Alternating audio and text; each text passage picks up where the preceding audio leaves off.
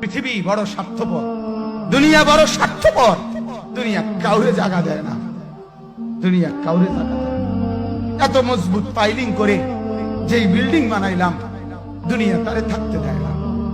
যা বেটা যা, যা তুই লাথি দিয়া বাড়ি করে যা, কবরে যা, কবরে যা। দুনিয়া কাউরে থাকতে দেয়। দুনিয়া কত ক্ষমতাধরকে মাটির নিচে ফেলায় দিছে, দুনিয়া কত সম্পদ আলাকে মাটির নিচে ফেলে দিছে, দুনিয়া কত সুন্দরী নারীকে মাটির নিচে ফেলায় দিছে, মাটির সাথে রেজা রেজা করে ফেলছে। আজ আর চেহারা নাই, আজ আর রূপ নাই, আজ আর যৌবন নাই, আজ আর ক্ষমতা নাই। এমন বাদশা ছিল পৃথিবীতে যার হাতের আঙ্গুলের ইশারায় মানুষের গর্দান উড়াইয়া দিত, যার হাতের ইশারায় উঠত মানুষ, বসত মানুষ।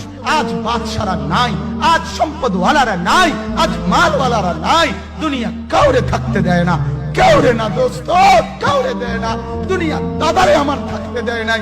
আমার দাদারে আমি দেখছি, আজ আমার দাদা নাই। আমার নানারে আমি দেখছি, আমার নানা নাই। আমার দাদিরে আমি দেখছি, আমার দাদি নাই। আমার নানিরে আমি দেখছি, আমার নানি নাই। আমার বাবারে আমি দেখছি, 14 লক্ষ টাকা বাবার পেনশনের আমি সব ডাক্তারের পিছনে খরচ করে ফেলছি, বাড়ির ফসলের জমি বিক্রি করে ফেলছি। আমার বাপ যেন না মরে বারবার বারে হসপিটালে নিছি, কিন্তু দুনিয়া আমার বাপকে থাকতে দেয় নাই। আমার বাপ কবরে চলে গেছে। দুনিয়া কাউরে থাকতে দেয় না, কাউরে না, কাউরে না, কাউরে না, কাউরে না।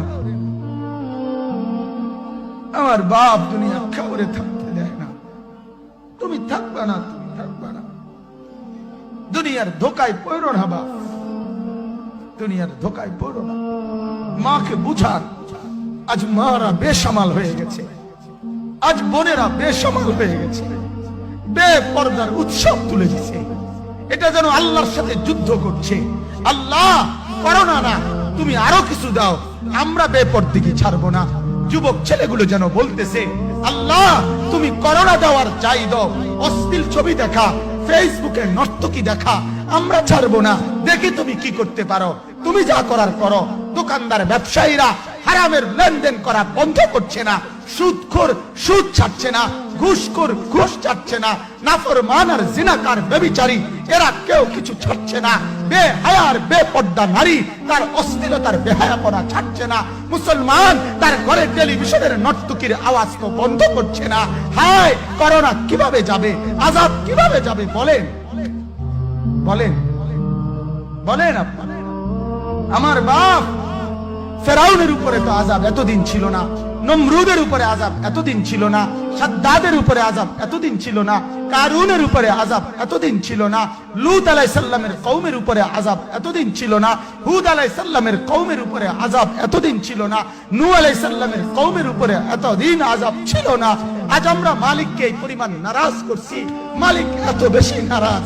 আজ 1 বছর হয়ে গেছে, 1 বছরের চাইতে বেশি হয়ে গেছে, কই করোনার মহামারীর আযাব তো যাচ্ছে না, গেছে গা বলে। আমাদের লক্ষ লক্ষ বাচ্চার পড়ালেখা বন্ধ, এরা নষ্ট হওয়ার চূড়ান্ত পর্যায়ে পৌঁছে গেছে। মোবাইল এদেরকে শেষ করে দিছে, লক্ষ লক্ষ ছেলে।